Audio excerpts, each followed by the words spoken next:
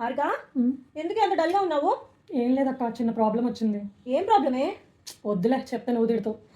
Harika, life అన్నాక problems వస్తూ ఉంటాయి, పోతూ ఉంటాయి. ప్రతి చిన్నదానికి ఇట్లా కూర్చుంటే ఎలాగ డిప్రెస్ అయిపోయి, నేను నీ సొంత అక్కను కదా, నేను నీ బెస్ట్ ఫ్రెండ్ కదా, చెప్పు ఏమైందో. చెప్తానే కదా సొల్యూషన్ ఏంటో చూసేది. చెప్పు.